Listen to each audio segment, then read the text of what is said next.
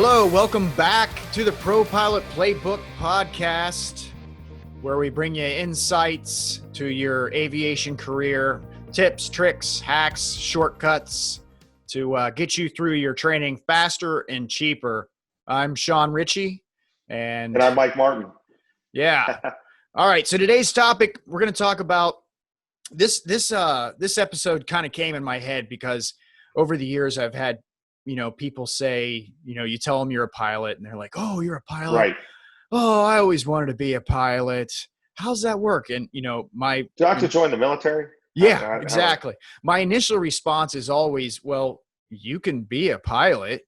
And, sometimes, not every time, they come back and they say something like, really? What do you mean? I'm like, well, yeah, anybody can go learn to fly and you can get your private pilot's license or private pilot certificate. Don't you have to have perfect vision and be really good at math? Right. Yeah. Yeah. That's another common I have question glasses. that comes Can up. Yeah. Right. But right. Yeah, I've heard all that. Yeah. So this podcast, we just want to something quick here to, how do I get started? What's the first step? And this would apply for anybody, whether you want to go all the way through to the point of making it a career, or whether you're just trying to figure out how you can take your kids for an airplane ride. And yeah. And it's that first step is called the private pilot certificate. And actually, I should back up there. If recreational. Literally all you want to do is take your kids for an airplane ride. Yeah, you could get what's called a recreational pilot certificate. Yeah. So let's back up even further. This is one of my favorite quotes in life. So Gary Vaynerchuk, is one of the guys I follow online, and he's a career development guy and counselor and entrepreneur himself. And his famous line, he's very rough and brass. He always says, ideas are shit. Implementation is key, right? That's right. So action trumps ideas in every way, so you can sit at home and think about, I'm going to become a pilot and research how to do it, and this and this and this and that. And none of that means anything. You actually have to take action. And I love this topic because really I would just encourage anybody that wants to become a pilot to take action right away and just go to an airport, find an airport near your house, start talking to people, find a flight school. In people may not even know this, but most people that are watching this live near a small airport, at least within an hour. I mean, anywhere in the U.S. And probably like this in other countries where there's a flight school. All these little airplanes at all these little airports all typically have flight schools, and that's how you start. You start flying little propeller planes, and then you eventually get into jets, and that's how everyone starts. So just to kind of back it up at a basic thing there, it's a big step. I mean, airports are intimidating. They're not real inviting. Usually they're old, commercial looking buildings. They're not real approachable, but everybody starts that way. So wouldn't you say, Sean, that's an important step? Absolutely. If you got a little airport by your house and you drive by it and you always see all those little airplanes out there, they're usually sitting there on the ramp tied down with ropes or something. They call them tie downs. Yeah. Some of those airplanes aren't privately owned by people. Well, some of them are, but there's a good portion of them that are they belong to the flight school there. And after you get your license, you can rent those airplanes and, take them up. That's rented by the hour. You can take them up and fly around your town or take your family for a ride. But pretty much every one of these little airports, I would say 99% of these little airports have a flight school on them.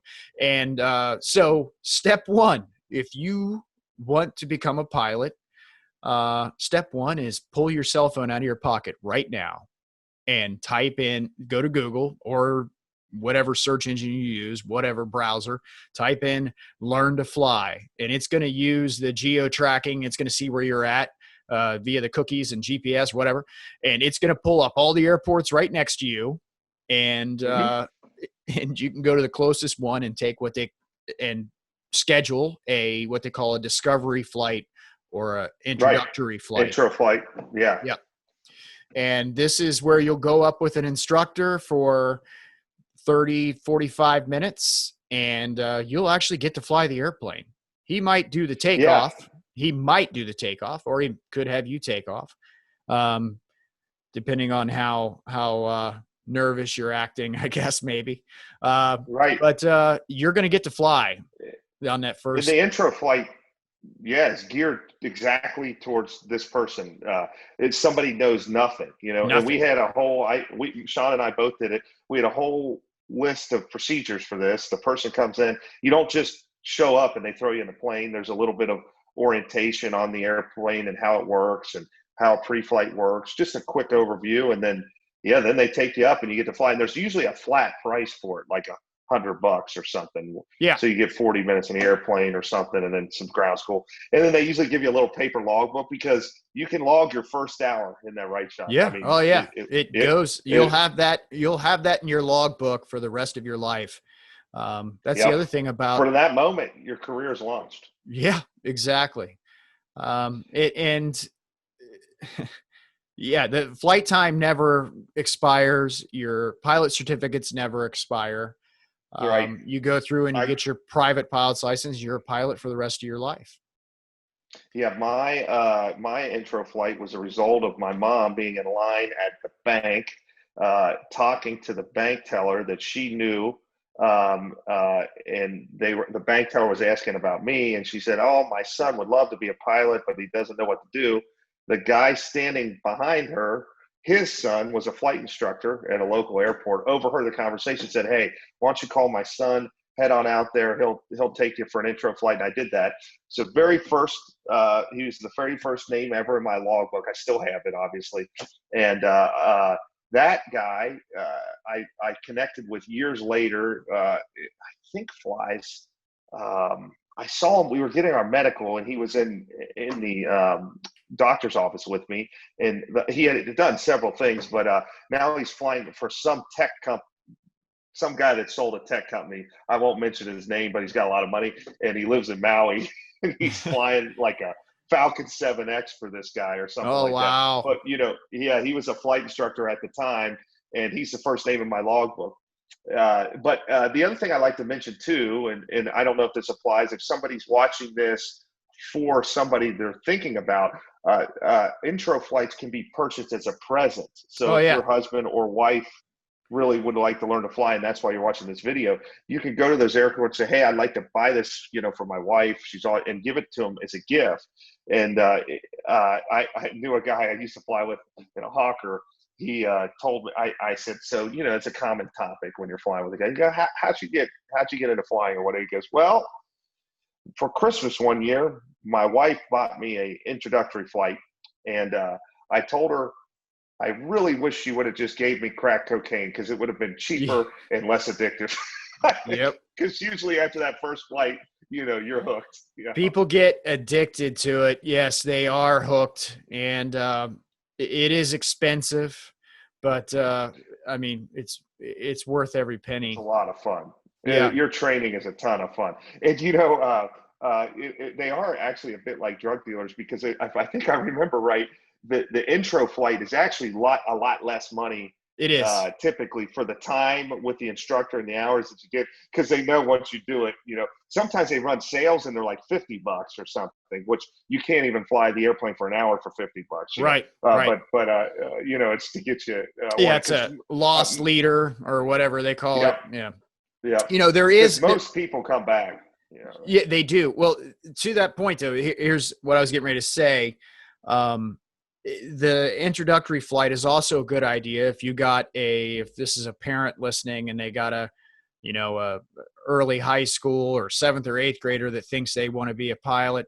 A good friend of mine, his daughter had it in her head she was going to be a pilot. It was the only thing she wanted to do, be a pilot. They were out hunting for aviation schools. They went to 3 different colleges and talking to aviation programs, and it was all she thought she wanted to do.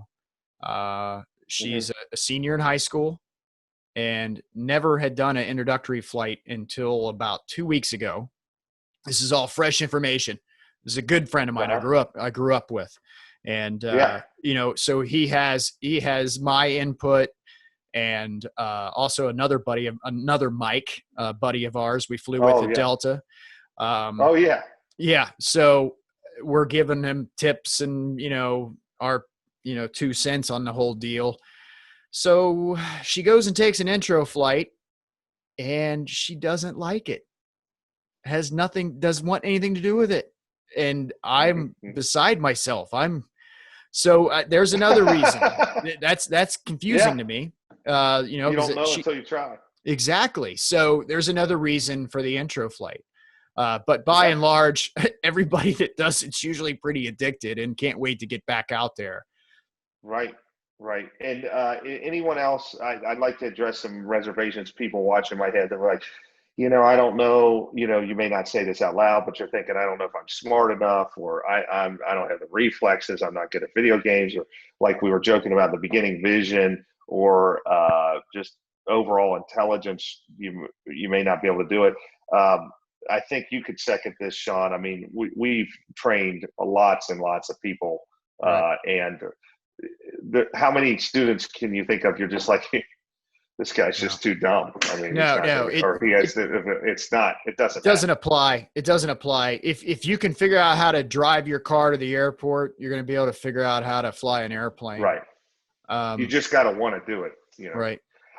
I tell people it's not nothing about it is extremely hard. It's just a lot of stuff to learn. So, but it's all fun. When you like something, it makes it easier to learn. So get out there and take action.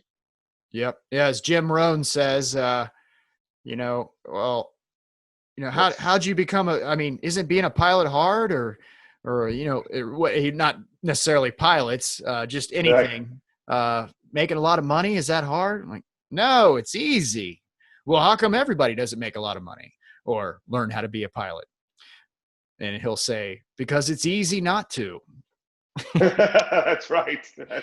It's also easy not to. So taking action, as Gary Vee says. Yes. That's what you guys need to do, and gals. So that's what this podcast is all about. So we've helped lots of people over our careers do their first flights, and and like the guy that helped me later ran into me years later, and we're both flying professionally, and we both stuck with it, and it's really nice. So get to your local airport, start nosing around, and I'm sure you'll love it. Yeah. And come back to the podcast here, and you can get more tips and tricks and stuff for your career. And if you have a question for us, you can submit it at podcast@ProPilotPlaybook.com. Thanks for joining us. And we're trying to drop these weekly. So tune back in here, and you can find us on all of your podcast platforms and YouTube. But sounds great. Thanks for watching.